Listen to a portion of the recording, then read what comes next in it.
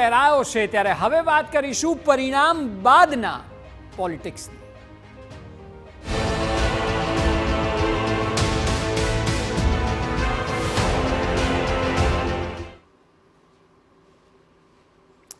ચૂંટણી યોજાવાની હોય ત્યારે તો શાબ્દિક ચાબખાઓનો માર ચાલે તે ખૂબ સ્વાભાવિક છે, પરંતુ હાર જીતના ફેસલા બાદ પણ પ્રહારો ન ચાલે તો રાજકારણ છે।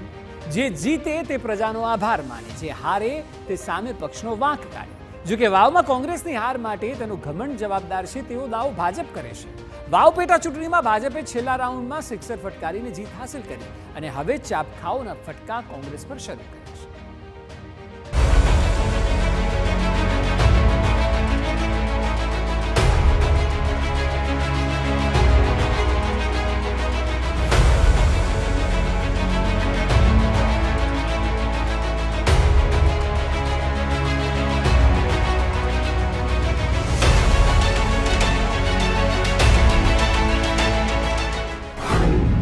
પરિણામો બાદ પણ પોલિટિક્સ, હાસ્ય પર થયો વિવાદ, રાક્ષસી હાસ્ય કે કોંગ્રેસનો ઘમંડ। વાવની પેટા ચૂંટણી ભાજપના સ્વરૂપજી ઠાકોરે જીતી લીધી। ભાજપ માટે આ લડાઈ શાખનો સવાલ હતો અને કંઈક અંશે તે જળવાઈ પણ ગયો। જો કે હવે વિવાદ હારેલા ઉમેદવાર ગુલાબસિંહ રાજપૂતના હાસ્યને લઈને શરૂ થયો છે।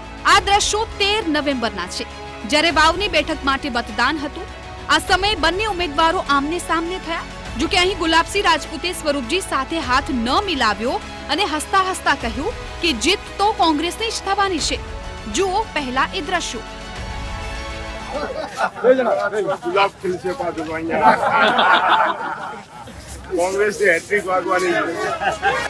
ગુલાબસિંહનું આ હાસ્ય રાક્ષસી હતું અને અહંકારને પગલે તેઓ હાર્યા।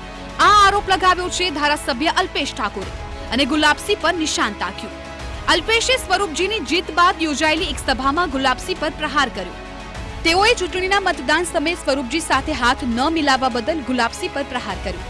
અલ્પેશે કહ્યું કે ગુલાબસિંહનું હાસ્ય રાક્ષસી હતું। સ્વરૂપજીએ સજ્જતા બતાવી, પરંતુ ગુલાબસિંહ વિવેક ચૂક્યા।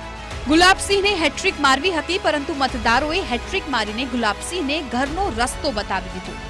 અલ્પેશ એટલેથી જ ન અટક્યા અને ગુલાબસિંહને તેઓનો અહંકાર નડી ગયાનો આરોપ લગાવ્યો।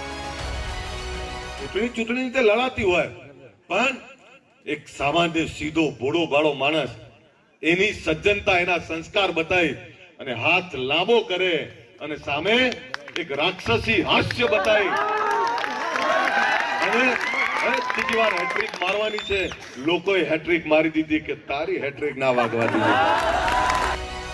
તો અલ્પેશ ઠાકોરે આ પહેલા પણ કોંગ્રેસ સામે સીધા આક્ષેપ કર્યા હતા।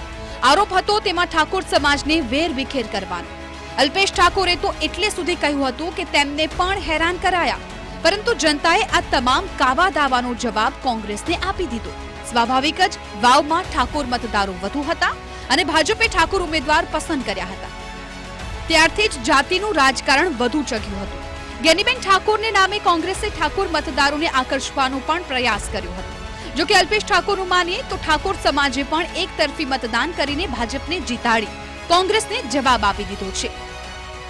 મને પણ હેરાન કર્યો, ક્યાં ગામડાઓમાં જઈ ના શકું, એ પ્રકારનો એક માહોલ પેદા કરવાનો પ્રયત્ન કર્યો। એટલે મને ઘણીવાર એવું થાય કે હું છું તો સમાજ છે અને તમે છો તો સમાજ નથી। પોતાની પાર્ટીને લોકો માને તો જ સમાજ અને અમે નહીં તો કોઈ નહીં, આ પ્રકારની વાતને પણ ઠાકોર સમાજે પણ જવાબ આપ્યો છે।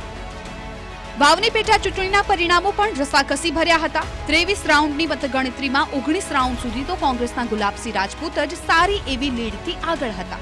મોટા ભાગે સૌએ માની જ લીધું હતું કે જીત કોંગ્રેસની જ થવાની છે, પરંતુ છેલ્લા રાઉન્ડની મતપેટીઓ ખુલી અને આખી બાજી પલટાઈ ગઈ। ગુલાબસિંહની લીડ ઘટતી ગઈ અને વાવની ચૂંટણીના પરિણામોનું સ્વરૂપ બદલાતું ગયું। સ્વરૂપજીની જીતની અપેક્ષા જ જ્યાં ઘણાએ છોડી દીધી હતી, તેઓ ભલે પાતળી સરસાઈથી પણ મેદાન તો મારી ગયા, પણ કોંગ્રેસ હવે આ જ પાતળી સરસાઈની હારને હાર માનવા તૈયાર નથી। કોંગ્રેસના ધારાસભ્ય જિગ્નેશ મેવાણીએ હાર અંગે કહ્યું કે કોંગ્રેસ બહુ પાતળી સરસાઈથી હારી છે અને જો કોંગ્રેસના ઉમેદવાર ફરી મતગણતરીની માંગ કરે તો ચોક્કસથી કોંગ્રેસની જ જીત થાય।